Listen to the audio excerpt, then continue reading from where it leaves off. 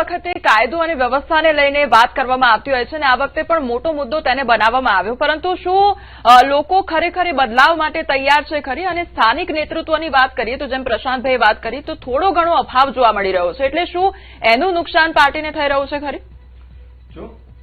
પશ્ચિમ બંગાળ સહિત 5 રાજ્યોની જે ચૂંટણી છે એમાં ખાસ કરી અને પશ્ચિમ બંગાળની વાત કરીએ તો હમણાં પ્રશાંતભાઈએ વાત કરી એ રીતે 293 સીટનું મતદાન છે, 94 હતા પણ એક ફરીથી થવાની છે, એટલે એમાંથી 160 જેટલી સીટો અત્યારે એક્ઝિટ પોલમાં દેખાડી રહી છે. પણ એક્ઝિટ પોલ બને એ દિશામાં જ લોકોએ પણ મતદાન કર્યું છે. આપણને ખબર છે પશ્ચિમ બંગાળમાં નિષ્પક્ષ ચૂંટણી થતી નહોતી, ભયમુક્ત ચૂંટણી ક્યારેય હતી જ નહીં, ભય સાથેની ચૂંટણી હતી, એવું વાતાવરણ પણ સર્જ્યું નહોતું કે લોકો મતદાન શાંતિથી કરી શકે. મહિલાઓને મતદાન કરવું હોય તો પણ તકલીફ પડે. કડકતા અને પારદર્શકતા સાથેની આ ચૂંટણી છે અને નિષ્પક્ષ ચૂંટણી છે. અને જેને કહેવાય કે જે સ્થાનિક પોલીસ જે પ્રકારનું કામ કરતી હતી, જે સુરક્ષા દળોએ કામ કર્યું, એટલે જે લોકોને જ્યાં લોકશાહીમાં મત આપવો હોય ત્યાં આપી શકે. આપણે પશ્ચિમ બંગાળમાં ભૂતકાળમાં પણ જોયું છે, 5 વર્ષ પહેલા પણ મમતા દીદીએ શાસન કર્યું છે અને એમની વાણી, વર્તન, એમનું જે વામપંથી વિચારધારા અને જે પ્રકારનું વાતાવરણ ત્યાં સર્જાણું છે, આખા દેશમાં ભયવાળું કોઈ રાજ્ય અત્યારે પ્રસ્થાપિત થયું હોય તો એ પશ્ચિમ બંગાળ છે. અને ત્યાં જ્યારે નરેન્દ્રભાઈ મોદી અને અમિતભાઈ શાહ અને ત્યાંના પ્રદેશ પ્રમુખ અને આખા રાજ્યની જે કાર્યકર્તાઓ અમારા છે ભારતીય જનતા પાર્ટીના, એમણે જે મહેનત કરી છે અને લોકોને ભયમાંથી બહાર કાઢ્યા. મતદાન કરો તમે. મતદાન નહોતું થતું પ્રશાંતભાઈ, હવે મતદાન થયું છે તો બમ્પર મતદાન થયું છે, ઐતિહાસિક, આખા દેશમાં ન થયું હોય એટલું મતદાન થયું છે. એ જ દર્શાવે છે કે ભારતીય જનતા પાર્ટીનું શાસન ત્યાં આવી રહ્યું છે. પશ્ચિમ બંગાળમાં પણ ક્યાંક ને ક્યાંક પશ્ચિમ બંગાળમાં પણ હવા જે છે એ બદલાઈ રહી છે અને ભારતીય જનતા પાર્ટીનું શાસન આવી રહ્યું છે. મારે એ પણ કહેવું છે કે પશ્ચિમ બંગાળમાં અત્યાર સુધીનું જે વાતાવરણ જોઈએ તો ક્યાંક ને ક્યાંક મમતા દીદી છે, એમના જે ધારાસભ્યો જેને કહેવાય કે દબંગ, ગુંડાગીરી, અસામાજિક તત્વ જેવું વર્તન, લોકોને હેરાનગતિ કરવી, અને નરેન્દ્રભાઈ અને અમિતભાઈએ જ્યાં પ્રકારનું અમારા કાર્યકર્તાઓ સાથે રહી અને કામ કર્યું છે, લોકોને કહ્યું છે કે મતદાન કરો. મૂળ તો લોકશાહીની કોઈ લેબોરેટરી હોય તો એ મતપેટી છે. મતપેટી સુધી લોકો ગયા છે અને બમ્પર વોટિંગ થયું છે, એટલે કેસરીયો માહોલ સર્જાવાની દિશામાં ચાલી રહ્યું છે. એટલે શૈલેષભાઈ, હવાની વાત કરીએ એટલે હવા એ ભાજપ તરફી રહેશે કે કેમ તે જોવાનું રહેશે, કે પછી ટીએમસીનું વાવાઝોડું આવે છે અને વંટોળમાં બીજેપી જે છે તે ફેંકાઈ જાય છે કે કેમ તે જોવાનું રહેશે. પિનેલભાઈ, આપની પાસે આવવા માંગીશ કે આ વખતની ચૂંટણીમાં ભ્રષ્ટાચાર અને સ્કેમને લઈને ઘણા બધા આક્ષેપો થયા, પરંતુ એ વચ્ચે આપની પાર્ટી જે કોંગ્રેસ પાર્ટી જે છે તે વિશ્વસનીયતા લોકો વચ્ચે કેવી રીતે સ્થાપશે? જો આ 5 રાજ્યોની ચૂંટણીની અંદર તમે મૂળ મુદ્દાઓ જોવા જઈએ તો અમારી પાર્ટી 5 રાજ્યોની અંદર જ્યાં ત્યાં ચૂંટણીઓ લડી રહી છે. ચૂંટણીઓની અંદર જે કંઈ પણ સ્થાનિક મુદ્દાઓ હોય, પશ્ચિમ બંગાળ હોય તો પશ્ચિમ બંગાળની અંદર પણ તમામ પાર્ટીઓ પોતાની એડી ચોટીનું જોર લગાવી રહ્યા હતા, ત્યારે અમારી કોંગ્રેસ પાર્ટી પણ તેની અંદર જોવા જઈએ તો ત્યાંના જે કંઈ પણ લોકોને જે એમની જરૂરિયાતો હોય, લોકોની જે ભૂતકાળની સરકારોમાં જે કામકાજો ના થયા હોય, કામકાજોને લઈને અમારી સરકારે તેના મેનિફેસ્ટોની અંદર અમે વાત મૂકી અને તમામ લોકોને આગળ કરી અમે ચૂંટણીઓ લડ્યા. અને ચૂંટણીના માહોલમાં તમે જોવા જઈએ તો ભૂતકાળના વર્ષોની અંદર જે કંઈ પણ ચૂંટણી અને કોરોના પછીની અંદર જે ચૂંટણીઓની શરૂઆત થઈ એની અંદર આ 5 રાજ્યની અંદર હું એવું માનું છું જે આ બમ્પર મતદાનની વાત જે જોવા જઈએ તો યુવાઓ સક્રિય બન્યા છે ભારત દેશની અંદર, અને તમામ યુવાઓ અને યુવા મતદારો એ ભારતની અંદર તમામ જગ્યાઓ ઉપર ખૂબ સારા ઉમેદવારો, ખૂબ સારા યુવા ઉમેદવારોને જોઈ રહ્યા છે. અને એની અંદર અમારી કોંગ્રેસ પાર્ટી પણ યુથ કોંગ્રેસ હોય, NSUI હોય, એના સારા સક્રિય કાર્યકર્તાઓ હોય જે જમીની સાથે જોડાયેલા હોય તેવા ઘણા બધા ઉમેદવારોને લઈને અમે આ ચૂંટણીઓની અંદર ઉતર્યા છે. અમને વિશ્વાસ છે કે આ તમામ ચૂંટણીઓની અંદર અમે અમારી જે યુવાઓને ત્યાં હિન્દુ મુસ્લિમ કરતા બંગાળ અને બંગાળ સિવાયના એ જે વાત હતી કે જે બહારના છે પ્રદેશ, બંગાળ પ્રદેશ સિવાયના, એટલે હિન્દુઓમાં પણ 2 ભાગ પડ્યા હતા ગયા વખતે. પણ આ વખતે મને એવું લાગી રહ્યું છે જે પરિણામો આવે છે એ પ્રમાણે કે ભાજપ એ ભરોસો આપવામાં સફળ થઈ રહ્યું છે કે ભાઈ બધા હિન્દુ એક જ છે. બહારના યુપીના હોય, બિહારના હોય, ત્યાં કામ કરવા માટે આવ્યો હોય, ત્યાંના બંગાળી હિન્દુ હોય કે અહીંના બંગાળી હિન્દુ હોય, એ બધા એક જ છે અને એક થઈને ભાજપ પર ભરોસો મૂકે. એટલે એવું લાગી રહ્યું છે કે ભાજપ પર આ વખતે ભરોસો મુકાઈ રહ્યો છે. છતાં પણ એક વાત એ કહું કે ક્લીન સ્વીપ વાળી વાત નથી. તમને આશ્ચર્ય થશે, આ વખતે ઓછામાં ઓછા ઓપિનિયન પોલ થયા છે. અને એક જે એક્સાઇઝ જે કાયમ માટે જે પોલ આપતો હોય જેમણે આ વખતે આપવાનું જ માંડી વાળ્યું છે. અને એમણે જે રીઝન આપ્યું છે કે અમારી પાસે જે ડેટા અમે આપ્યા એ ડેટામાંથી 10માંથી 7 લોકો બોલવા જ તૈયાર નથી કે અમે કોને મત આપ્યો અથવા તો અમારું વલણ શું છે. આ પણ બહુ આ પહેલીવાર કોઈ ચૂંટણીમાં બનેલી આ ઘટના છે. અને મિસ્ટર ગુપ્તા એના જે સીઓ છે જે એમણે પોતે સ્વીકાર્યું કે આ પહેલું ઇલેક્શન એવું છે કે એમાં અમે અમારા ડેટા આપતા નથી. એનો અર્થ એવો થયો કે મતદાર કળવા દેવા માંગતો નહોતો કે અમે કોને મત આપીએ છીએ અથવા તો કહેવા માંગતો નહોતો. વોટેવર એવું પણ બની શકે. બિલકુલ. ઘનશ્યામભાઈ, અહીંયા મમતા બેનર્જીએ બહારની પાર્ટી આવી રીતે કહીને અનેક આરોપો બીજેપી ઉપર મૂક્યા છે, પરંતુ પરિણામોમાં અહીંયા કંઈ દેખાતું નથી. અત્યારે બીજેપી આગળ છે. પ્રાદેશિક પક્ષો એ ખાસ કરીને પ્રદેશની જનતાને એ રીતે જ ક્યાંક ઇમોશનલ બ્લેકમેલ અથવા ગુમરાહ કરતા હોય છે કે આ બહારના છે અને અમે તમારા છીએ. પણ તમે તમારા હોવા છતાં પણ જે ભ્રષ્ટાચાર, ત્યાં અનેક લોકો એના જેલમાં ગયા, અનેક લોકોને રાજીનામા આપવા પડ્યા ટીએમસીમાંથી, ત્યાં એમને જે રીતે મહિલા સુરક્ષા હોય, રાજમાં કાયદો વ્યવસ્થા હોય, ગુંડા બેફામ હાલતમાં. મને અહીંથી ઘણા એવા સમાચાર મળ્યા કે જે લોકો ગુજરાતમાંથી ગયા હતા, અમુક એમને જાનનું જોખમ હતું, એવી હદે જ્યાં ગુંડાગીરી કરી. એક સંસદ સભ્ય એના સલામતી ગાર્ડ સાથે એની સલામતી ના હોય અને એને ભાગવું પડે જીવના જોખમ સાથે, આવી પરિસ્થિતિ જ્યાં ઊભી કરી. એ બંગાળની જે જનતા, જે એમાં ઘણા બંગાળ એટલે વિદ્વાન લોકો, સારા લોકોનું છે, કવિવર રવિન્દ્રનાથ ટાગોરની ભૂમિ છે, એવા લોકોને પણ હવે અનુભવ ત્યાં થયો કે આપણે પ્રાદેશિકવાદના નામે કોઈ ખોટા રીતે આપણને સમજાવીને કોઈ સંસ્કૃતિની રીતે ખોટી વાતો કરવી, માનુષ માટીની વાતો કરવી અને એના ઓઠા નીચે ભ્રષ્ટાચાર કરવો, પ્રાદેશિકવાદ ચલાવવો અને ક્યાંક ને ક્યાંક પોલરાઇઝેશન કરવું, ત્યાં બહારના લોકોને લાવીને મતો એમના લેવા અને એ જે રીતે એમને પહેલા લોકોને ગુમરાહ કર્યા. પણ અંતે બંગાળની સમજુ પ્રજાને ખ્યાલ આવ્યો કે આ નુકસાન તો આપણા રાજ્યનું ને આપણું જ છે. આપણે રાષ્ટ્રીય ભાવના સાથે જોડાવું જોઈએ, જે ભારતીય જનતા પાર્ટીની નીતિ છે. પ્રથમ રાષ્ટ્ર અને રાષ્ટ્રની ભાવના સાથે, વિકાસની નીતિ સાથે જોડાવું પડે. ફક્ત આપણે કોઈ આપણને પ્રાદેશિકવાદના નામે ગુમરાહ કરે કે રાજ્યની વ્યક્તિ બીજા બહારના છે. બહાર એટલે આ દેશ, ભારત દેશ એક છે. ભારત દેશને ક્યાંય બીજાને બહારના ગણવા એ આ લોકશાહીનું અપમાન છે, આ સમગ્ર રાષ્ટ્રની જનતાનું અપમાન છે. અને ક્યારેક ક્યારેક કોઈ કોંગ્રેસ વાળા એમ કહેતા હોય કે આ લોકશાહીનું આ હનન છે, અપમાન છે, પણ એ કહેવું એ પણ રાષ્ટ્રની જનતાનું ને મતદારોનું અપમાન છે. કારણ કે આ દેશનો મતદાર સમજદાર છે, એને ખ્યાલ આવે છે કે ક્યારે આપણે શું કરવું અને આ દેશના હિતમાં કઈ દિશામાં જવું, કોની સાથે રહેવું, કોને મત આપવો. આ દેશના મતદારો કોઠાસૂઝવાળા છે. એટલે આ દેશની જનતા જે જનાદેશ આપે છે એને ભારતીય જનતા પાર્ટી સ્વીકારે છે અને એમને આનંદ છે કે એ તામિલનાડુ હોય, કેરળ હોય કે પોંડુચેરી હોય કે આ વેસ્ટ બંગાળ હોય કે આસામ હોય, એની જનતા જે મતદાન કરીને જેને પણ છૂટશે એને અમે લોકશાહીના પર્વ તરીકે સમજીએ છીએ. બિલકુલ. પિનલભાઈ, આપણી પાસે આવું, પરંતુ એ પહેલા દર્શકોને જણાવી દઈએ કે એક બાદ એક જે પરિણામો છે તે સામે આવી રહ્યા છે. પશ્ચિમ બંગાળની સ્થિતિ બીજેપી માટે અહીંયા કંઈક સારું વલણ લઈને સામે આવી છે. અનેક એવા મુદ્દાઓ છે કે જેને લઈને વિરોધ પ્રદર્શનો પણ થયા હતા, હિંસા થઈ હતી, પરંતુ તે બાદ જે રિઝલ્ટ સામે આવ્યું છે, ટીવી સ્ક્રીન પર અમે આપને સતત બતાવી રહ્યા છે કે ક્યાં કઈ બેઠક ઉપર બીજેપી કે કોંગ્રેસ આગળ છે, અન્ય પાર્ટી આગળ છે. એની પડે અપડેટ અમે આપને આપી રહ્યા છે. પિનલભાઈ, અહીંયા મારો સવાલ એ છે કે અન્ય પાર્ટીઓ સાથેનું ગઠબંધન આપને લાગે છે કે નિષ્ફળ ગયું છે પશ્ચિમ બંગાળમાં? નહીં, બિલકુલ નહીં. તમે જોવા જાઓ તો પશ્ચિમ બંગાળની એક રાજ્યની વાત નથી, 5 રાજ્યોની ચૂંટણીઓની વાત છે. પશ્ચિમ બંગાળની અંદર તો મેં મારી આ જ્યારે ડિબેટની શરૂઆત થઈ ત્યારે એ વાતની અંદર જ કહ્યું છે. મેં ભૂતકાળની અંદર ઉત્તર પ્રદેશની અંદર પણ આ રીતે ચૂંટણીના માહોલમાં ઉતર્યા હતા અને પશ્ચિમ બંગાળની અંદર પણ ઉતર્યા હતા. તમે ચૂંટણીના પ્રચાર પ્રસારની અંદર કેવી રીતે ઉતરો છો એના ઉપર આધારિત છે. તમે પહેલેથી નક્કી કરો કે પ્રદેશનો માહોલ ખરાબ છે, પ્રદેશનો માહોલ ખરાબ છે, એટલે ત્યાંની જનતાએ પરિવર્તન તો નક્કી કર્યું હતું, મતદાન પણ યુવાઓએ સારા માર્ગે કર્યું, સારા ઉમેદવારોને જોઈને મતદાન કર્યું છે. શરૂઆતી રૂઝાન છે, જેમ જેમ આગળ વધીશું તેમ તેમ તમામ ચૂંટણીના પરિણામો સ્પષ્ટ થશે. પશ્ચિમ બંગાળની અંદર વાત કરીએ તો અમારી પાર્ટીએ સંપૂર્ણપણે અમે ચૂંટણી લડવાની તમામ સીટો ઉપર નક્કી કર્યું અને ચૂંટણીની અંદર અમે ઉતર્યા પણ છીએ.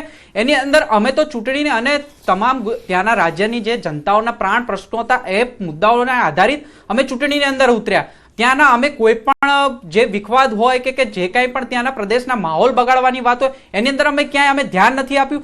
જે કાંઈ પણ રિઝલ્ટ આવે અમારી પાર્ટીનું, અમારી પાર્ટીએ જે વિરોધ પક્ષની ભૂમિકામાં રહેવાનું હોય તો વિરોધ પક્ષની ભૂમિકાની અંદર જનતાના પ્રશ્નોને લઈને કેવી રીતે આગળ વધી શકીએ અને સત્તા પ્રાપ્ત થાય તો સત્તાની અંદર અમે કેવી રીતે આગળ વધી શકીએ. પશ્ચિમ બંગાળની અંદર કોઈ પણ ભય રાખ્યા વગર સંપૂર્ણપણે અમે પ્રજાના ચહેરાઓ અને પ્રજાના પ્રશ્નોને આગળ રાખીને અમે આગળ વધ્યા છે.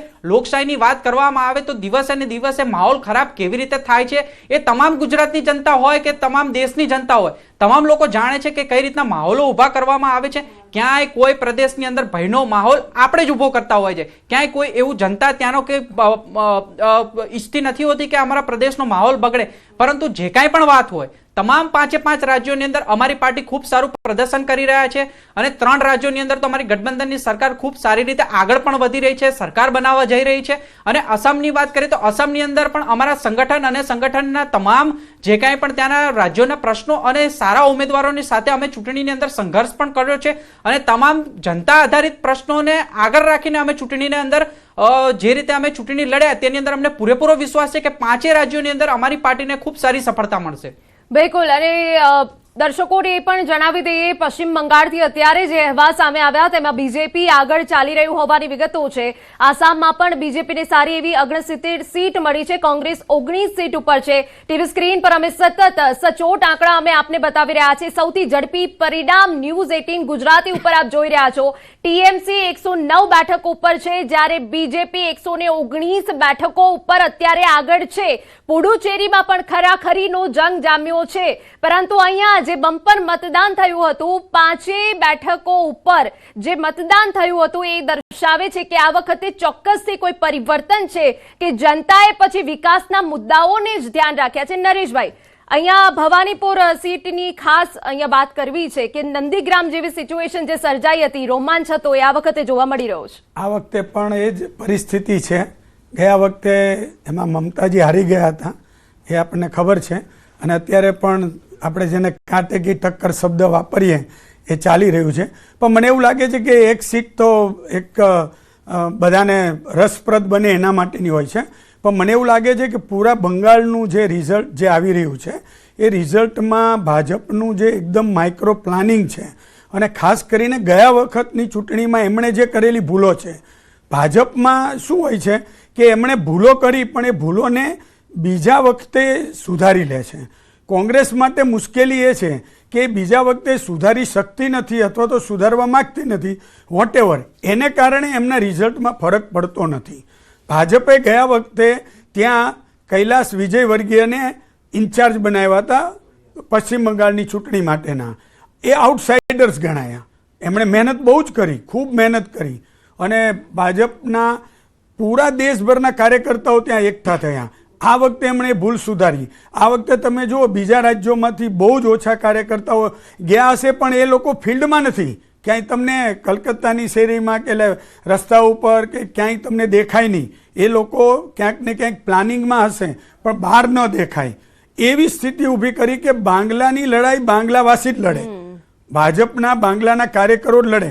ભલે પછી ટીએમસીમાંથી આવ્યા હોય, કોંગ્રેસમાંથી આવ્યા હોય, એ વસ્તુ છે. બીજી વાત એ છે કે આ વખતે હુમાયુ કબીરની એક આખો મુદ્દો અત્યારે કોઈ ચર્ચામાં જ નથી. પણ એ પોલરાઇઝેશન કરવાની જે કોશિશ કરવામાં આવી પણ એ છેલ્લી ઘડીએ આખું પાસું ફેલ ગયું. એ મમતા માટે હોય, ભાજપ માટે હોય કે ઓવેસી માટે હોય. તો આવા બધા પરિબળો છે એ અસર ન થયા. માત્ર અસર શું થઈ, એક ઘૂસણખોરોની વાત એ બરોબર ત્યાંના લોકોના મગજમાં ઉતરી ગઈ. બીજું, બાંગ્લાદેશમાં 1 વર્ષ પહેલાં જ જે યુવા ક્રાંતિના નામે જે કંઈ સ્થિતિ અરાજકતા સર્જાઈ એની અસર સૌથી વધુ નજીકના સ્ટેટ તરીકે પશ્ચિમ બંગાળને જ થાય. એટલે ત્યાંના લોકોને વધારે સ્થિતિની ખબર હતી કે બાંગ્લાદેશીઓની શું સ્થિતિ છે અહીંયા જે લોકો રહ્યા છે એની શું સ્થિતિ છે. એટલે મગજમાં એક આ વાત ઉતરી. બીજી વાત એ છે કે ઘૂસણખોરોની સાથે સાથે નરેન્દ્ર મોદી અને અમિત શાહ બે વાત કરતા કે ભાઈ બધી જગ્યાએ ડબલ એન્જિન સરકાર છે. આ એક ભાજપે કોઈન કરેલો એક શબ્દ છે કે ભાઈ સેન્ટ્રલમાં અમે છીએ, જો સ્ટેટમાં પણ તમે હશો તો એનો તમને ફાયદો મળશે. તમારી અમે ગ્રાન્ટ મોકલીએ છીએ તો મમતા રોકી રાખે છે. હવે જુઓ કેટલી રોકી રાખે છે, નથી રોકી રાખતા, એ સંશોધનનો વિષય છે. આ તો જે રાજકીય આક્ષેપબાજી થઈ રહી છે એના સંદર્ભમાં હું વાત કરી રહ્યો છું. તો લોકોના મગજમાં ઉતર્યું કે ભાઈ કેન્દ્ર સરકાર જે કરોડોની ગ્રાન્ટ મોકલે છે પણ મમતા બેનર્જી વ્યક્તિગત દ્વેષને કારણે કે ભાજપ સાથેના વ્યક્તિગત રાજકીય મતભેદોને કારણે એ નથી પહોંચતી. એવી વાત જ્યારે આવે તો લોકોને મગજમાં એવું આવ્યું કે ભાઈ વાત તો સાચી છે, કેન્દ્ર અને સ્ટેટ ગવર્મેન્ટ બંને એક હશે તો એનો ફાયદો વિકાસને મળશે જ. એને કારણે પણ અત્યારે આપણે જે રિઝલ્ટ જોઈ રહ્યા છીએ, બીજેપી અત્યારે ટીએમસી થી આગળ જઈ રહ્યા છે. હજી તો આ બધા રુઝાન છે, આગળ જતા ઘણા બધા એટલે પરિણામ જેમ જેમ ધીમે આવશે એમ ચિત્ર સ્પષ્ટ થતું થશે. નરેશભાઈ, અહીંયા સવાલ મને એ પણ છે કે સૌથી વધારે 39% વધારે ટકા એટલે કે 50% જેટલી મહિલા વોટર્સ છે પશ્ચિમ બંગાળમાં. આ વખતે એવું લાગે છે કે એ મહિલા વોટર્સે મમતા બેનર્જી નહીં પરંતુ બીજેપીનો સાથ આપ્યો છે કારણ કે સુરક્ષાનો મુદ્દો છે ત્યાં. ના, સ્વાભાવિક છે કે આ વખતે એમણે, અને બીજું છેલ્લા 5 વર્ષમાં મહિલાઓના અત્યાચારના સંદર્ભમાં અને એવા બધા ઘણા બધા બનાવો બન્યા છે જે મીડિયામાં ચમક્યા છે. એને કારણે પૂરા દેશમાં તો એની અસર થાય સ્વાભાવિક કે ભાઈ બંગાળમાં આવી સ્થિતિ છે, પણ જે બંગાળમાં આ ઘટના બને એ બંગાળમાં સ્વાભાવિક છે કે મહિલા અને મહિલાઓ છે એ તમે બેન સાયલન્ટ વોટર છે, એ ખબર નથી કોઈને. તમિલનાડુના સમાચાર જનતાને જણાવી દઈએ. પરિણામ અહીંયા સામે આવી ગયા છે. અભિનેતા વિજયની પાર્ટી ટીવીકે આગળ હોવાની વિગતો અહીંયા મળી રહી છે. તમિલનાડુના પરિણામને લઈને અહીંયા મોટા સમાચાર. જેમ જેમ રિઝલ્ટ સામે આવી રહ્યા છે તેમ તેમ ચિત્ર સ્પષ્ટ થઈ રહ્યું છે. જે 5 રાજ્યની વિધાનસભાની ચૂંટણી થઈ રહી છે તેમાં સચોટ આંકડા અમે આપની પાસે પહોંચાડી રહ્યા છે. તમિલનાડુના અત્યારે પરિણામ સામે આવ્યા છે અને એમાં અભિનેતા વિજયની પાર્ટી ટીવીકે આગળ હોવાની વિગતો છે. વિનલભાઈ, અહીંયા એક સવાલ મને થાય કે કેરળમાં જે દબદબો જોવા મળે છે, આખરે એવા કયા મુદ્દાઓ છે કે જ્યાં અન્ય પાર્ટી હજુ સુધી નથી પહોંચી શકી? જો અમુક રાજ્યોની વાત કરીએ તો એની અંદર તમામ 5 રાજ્યોની અંદર જનતા તો સ્પષ્ટ અને સ્વચ્છ ચહેરાઓને તો માનતી જ હોય છે કે ત્યાંની ચૂંટણીની અંદર તે સારા ચહેરાઓ જીતીને આવે. કેરળની અંદર પણ તમે જોવા જાઓ તો ઘણા લાંબા સમયથી ત્યાંની રાજનીતિ અને ત્યાંના પ્રદેશની અંદર તમે જોવા જાઓ તો ત્યાં અમારા સંગઠનની અંદર અને સંગઠનના જે અમારા ઉમેદવારો કાર્ય પદ્ધતિઓને લઈને ત્યાં જનતાના વિશ્વાસમાં સફળતા મેળવવા માટે અમે અગ્રેસર રહ્યા. બાકીના પણ રાજ્યોની અંદર અમે ચૂંટણીઓની અંદર જે ગઠબંધનની અંદર અમે આગળ વધ્યા તે તમામ જગ્યાઓ ઉપર પણ અમારા ઉમેદવારો ત્યાંના સ્થાનિક મુદ્દાઓની અંદર પણ અમે ખૂબ સારી રીતે અને ખૂબ સારું પ્રદર્શન પણ કર્યું અને ત્યાંના જે ચૂંટણી પ્રચાર પ્રસારની અંદર પણ જેમ જે રીતે અમે દિવસે દિવસે આગળ વધી રહ્યા હતા જેમ તેમ જનતાનો પણ જે સારું સમર્થન પણ મળી રહ્યું હતું તેના આધારે પણ કહી શકાય કે ત્યાં અમે સરકારો બનાવવા જઈ રહ્યા છે. સાથે સાથે બીજા પણ 2 રાજ્યોની અંદર અમે ખૂબ સંઘર્ષની પરિસ્થિતિઓની અંદર પણ અમે કોઈ પણ બીજી વાત મૂક્યા વગર કે કોઈ એવી વાત મૂકીને કે અમારી પાર્ટીને કે શોર્ટ ટર્મ માટે ફાયદો થઈ જાય તેવી નહીં, પરંતુ જે કાંઈ પણ પરિણામ આવે તેને ડર્યા વગર અને લાંબા ગાળા માટે સ્વચ્છ રાજનીતિની અંદર અમે સારા પ્રશ્નો અને જનતાના પ્રશ્નો અને સંગઠનની અંદર સારા ઉમેદવારો, યુવાઓની પણ માંગ હતી કે અમને યુવાઓ ઉમેદવારો મળે. તમામ મુદ્દાઓ આધારિત અમે આ ચૂંટણીની અંદર આગળ વધ્યા છે. શરૂઆતી પરિણામો આવી રહ્યા છે. જેમ જેમ ધીમે ધીમે આગળ જઈશું તેમ આ તમામ રાજ્યોની અંદર પણ અમારા સારા ઉમેદવારો પણ જીતીને બહાર આવવાના છે અને આ 5 રાજ્યોની અંદર પણ અમે ખૂબ સારી રીતે અને ખૂબ સારા અંક સાથે અમે આગળ વધી રહ્યા છીએ. બિલકુલ. ઘનશ્યામભાઈ, પશ્ચિમ બંગાળમાં જે રીતે ગ્રાઉન્ડ લેવલનું રિપોર્ટિંગ કરવામાં આવ્યું આપણા પાર્ટીના દિગ્ગજો તરફથી કે ત્યાં કેવા પ્રજાના મુદ્દા છે, લોકોને શું સમસ્યા છે, કેરળમાં કેમ નહીં? કેરળમાં કેમ હજુ પણ બીજેપી કાચી પડે છે? પહેલાથી જ આપણે સ્વીકારવું પડે કે દક્ષિણ ભારતમાં ભારતીય જનતા પાર્ટી એટલી મજબૂત નથી, પણ વેસ્ટ બંગાળ, આસામ, પોંડુચેરી જેમ તિરુવનંતપુરમાં આખું કોર્પોરેશન ભારતીય જનતા પાર્ટીને મળ્યું.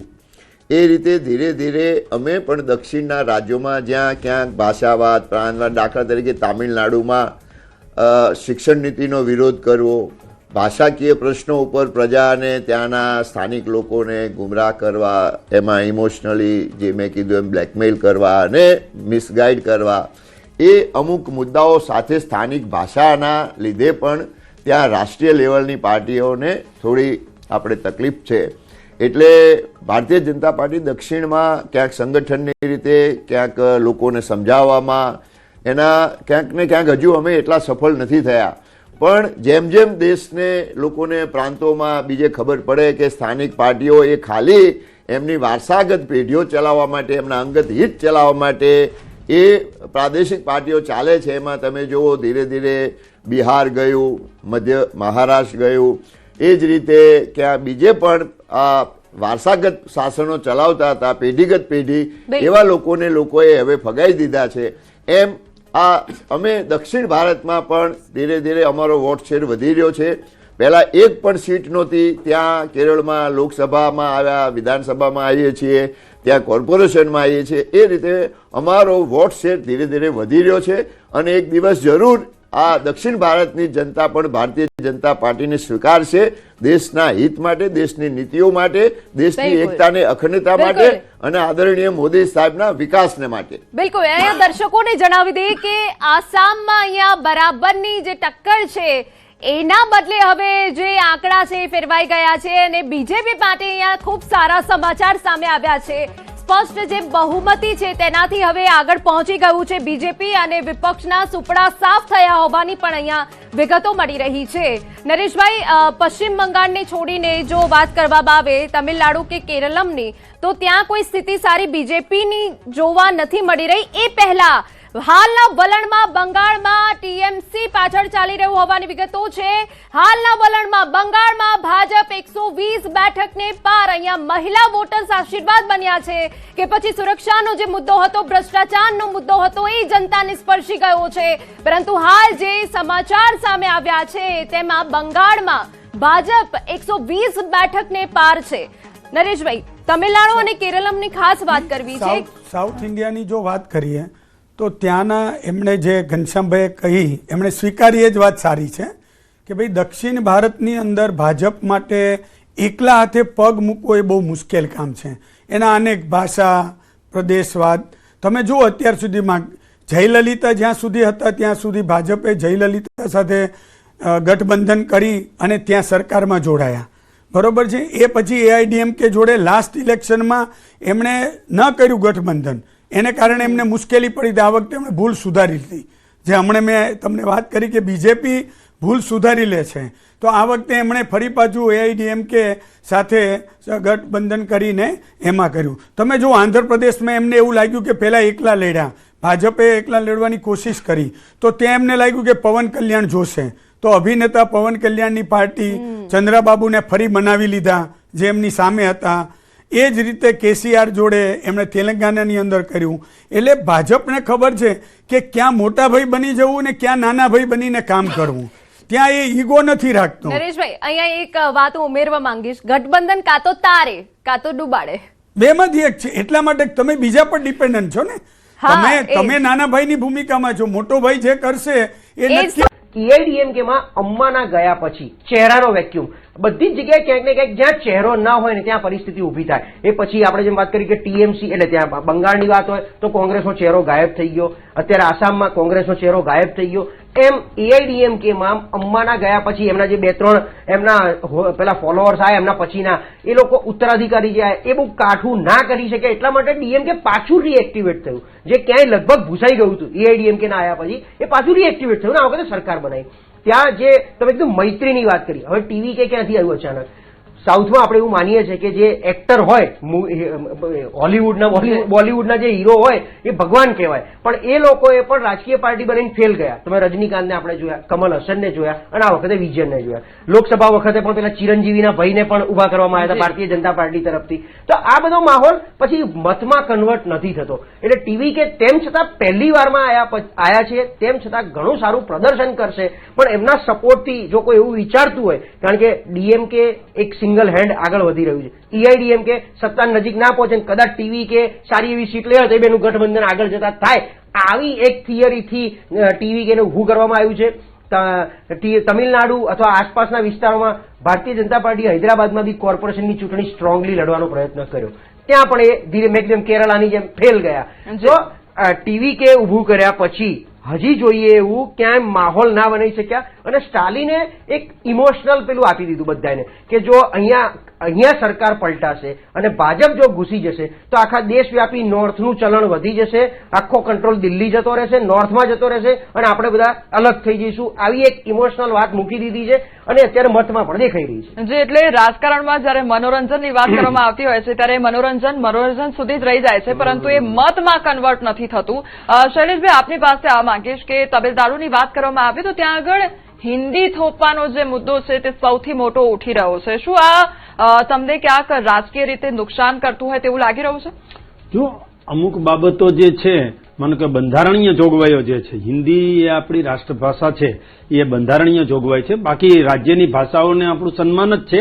દરેક રાજ્યની ભાષા અલગ અલગ હોય છે ને આપણે તો બાર ગાવે બોલી બદલાય એ પ્રકારનો આપણો દેશ છે ને આપણું રાજ્ય છે. અને તમામ માનો કે તામિલનાડુ હોય કે પોંડિચેરી, પણ મારે વાત એ કરવી છે કે પોંડિચેરી અને આસામ આ બંનેમાં હું જોઉં છું તો જે 50%થી વધારે સીટો આવવી જોઈએ એ ભારતીય જનતા પાર્ટીની આવી ચૂકી છે. એટલા માટે ક્યાંક દિલ્હીમાં જલેબી બનાવાઈ રહી છે. અને આપના ટીવીના સ્ક્રીન ઉપર પણ જોઈ રહ્યો છું કે જે પશ્ચિમ બંગાળ છે એ પશ્ચિમ બંગાળમાં પણ 107 આસામની ટીએમકે ને છે અને 108 જેવી ભારતીય જનતા પાર્ટીની સીટો અત્યારે આપના સ્ક્રીન ઉપર દેખાઈ રહી છે. એટલે કહેવાનો મતલબ એમ છે કે 3 રાજ્યો જે છે કેરળમને બાદ કરતા, અને કેરળમની શું સ્થિતિ છે આપણે સૌ જાણીએ છીએ, વાયનાડથી જાણીએ છીએ આપણે સૌ કે કેરળમની સ્થિતિ શું છે. એ સ્થિતિમાં નથી પડવું, ત્યાં જ કોંગ્રેસ રહેવાની છે કે જે એવા બેલ્ટ હોય, જે એવી સ્થિતિ હોય જ્યાં જે પ્રકારનું જેને કહેવાય કે વિકાસનો અભાવ હોય અને માત્ર ને માત્ર જુમલાઓ ચાલતા હોય એવા રાજ્યો,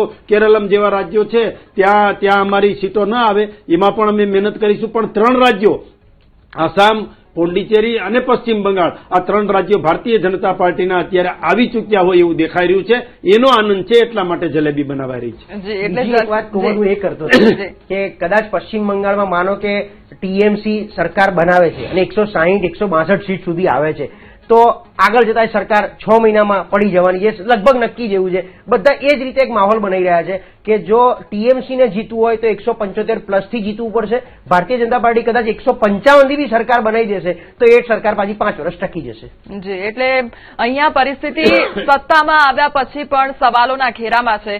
પિનલભાઈ, આપની પાસે આ માંગીશ કે તમિલનાડુમાં જોઈએ તો ગઠબંધન મજબૂત જોવા મળી રહ્યું છે, પરંતુ સીટ શેરિંગની જયારે વાત આવે છે અથવા તો લીડરશીપની વાત આવે છે ત્યારે અંદરખાને મતભેદ જોવા મળી રહ્યા છે. શું આનો અસર મતદાન પર પડી રહ્યો છે ખરી અને તેનો અસર પરિણામ પર જોવા મળશે ખરી? જુઓ, આ વખતની આ ચૂંટણીની અંદર છે ને 2 વસ્તુઓ તો સ્પષ્ટ હતી. એક મુદ્દો તો એ છે કે ત્યાંની તમામ જે રાજ્યોની જનતા હતી એને તમામ લોકોએ જે કંઈ પણ ત્યાંના માહોલને બગાડવા માટે કે ત્યાંના મુદ્દાઓને ભટકાવીને જે બીજી વાતો લઈને રાજ્યોની અંદર આવ્યા તો એ તમામ મુદ્દાઓની અંદર અમારી કોંગ્રેસ પાર્ટી 5 રાજ્યોની અંદર જે કંઈ પણ જનતાના મુદ્દા હતા એને પ્રખર રાખ્યા. અને સાથે સાથે સંગઠનની વાત કરીએ તો 5 રાજ્યોની અંદર અમારું સંગઠન સંપૂર્ણપણે આ ચૂંટણીની અંદર જનતાના મુદ્દાઓને લઈને તમામ સારા ઉમેદવારો અને યુવા ઉમેદવારોને આગળ લઈને ચૂંટણી લડી રહી છે. એટલે કે